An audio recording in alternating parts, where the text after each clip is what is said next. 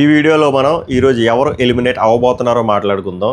ఎవరు ఎలిమినేట్ అవ్వబోతున్నారు ఇంకా అవ్వలేదు, 5:36కి అవ్వబోతుంది, బట్ వీలే అవ్వబోతున్నారు. ఎందుకంటే బజ్కి వెళ్ళిపోతుంది కాబట్టి రిపోర్టు. సో ఆ అప్డేట్ తెలుసుకునే ముందు నోరు తిరగట్లే.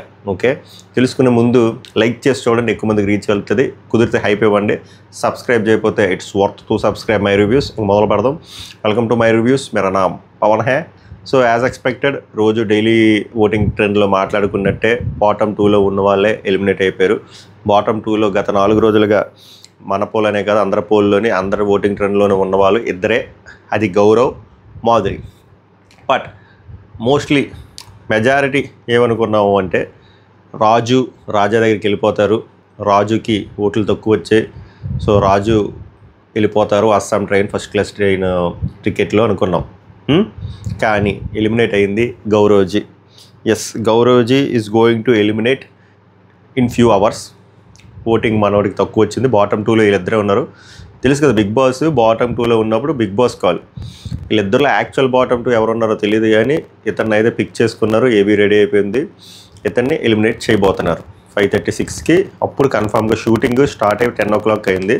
సో అప్పటికి మనకు అప్డేట్ వస్తుంది.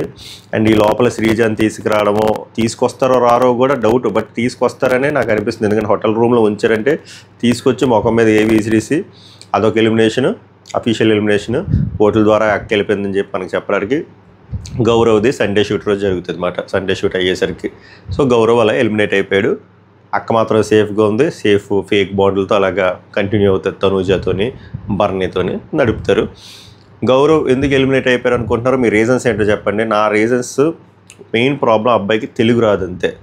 తెలుగు ఒక్కటే రాదు. కమ్యూనికేషన్ ప్రాబ్లం నేర్చుకుంటున్నాడు, ఆ తపన ఉంది, తాపత్రయం ఉంది, కానీ టైం లేదు. బేసిక్గా టైం లేదు. అండ్ మిగిలిన వాళ్ళతో పోలిస్తే బెటరా కాదంటే బెటరే ఉండొచ్చు. ఎందుకంటే ఆట ఉంది, ఆలోచన శక్తి ఉంది, ఆలోచిస్తున్నాడు, అనాలిసిస్ చేస్తున్నాడు, డీకోడ్ చేస్తున్నాడు, ఏదైనా ఫ్రెండ్షిప్ ట్రూగా పెట్టుకున్నాడు. పాపం రాము ప్లాన్ అయితే సక్సెస్ఫుల్ అయిందబ్బా, మనం ఒకటి చెప్పుకోవాలి. రాము ఎలాగైతే రాముని సేవ్ చేసుకోవడానికి ఒక వీక్ కంటెస్టెంట్, ఇప్పటి వరకు నామినేషన్లోకి రాలేని కంటెస్టెంట్ ఒక కొత్త వైల్డ్ కార్డ్ని తీసుకొచ్చి పడేశాడు. అది సక్సెస్ఫుల్ అయింది. గౌరవ్ ఫీల్ అయినందుకు, హర్ట్ అయినందుకు అది నిజమైంది. రాము ఒక తుప్పాస్ పాయింట్ చెప్పాడు, సుమన్ శెట్టికి కూడా వర్తిస్తుంది, సుమన్ శెట్టిని కూడా లాగొచ్చు. బట్ మనోడు ఒక ప్లాన్ వేసాడు, కన్నింగ్ ప్లాన్. వీక్ ప్లేయర్ వస్తే మనం సేవ్ అవుతాని సక్సెస్ఫుల్గా ప్లే చేశాడు Ramu. And coming back to Gaurav eliminate అవ్వడానికి మెయిన్ రీజన్స్ నా దృష్టిలో కమ్యూనికేషన్ ప్రాబ్లం. బట్ మీ ఒపీనియన్ ఏంటో కామెంట్ చేయండి. అండ్ ఆయన స్ట్రెంగ్స్ అయితే నేను ఇదే చెప్తున్నాను కదా, సైలెంట్గా ఆలోచిస్తాడు, కామ్గా కూర్చోడు, తెలుగు రాకపోయినా అందరితో మాట్లాడతాడు, గేమ్స్ బాడతాడు, టాస్క్లు బాడతాడు, ఎఫర్ట్ ఇస్తాడు, అంతా బాగానే ఉంటుంది.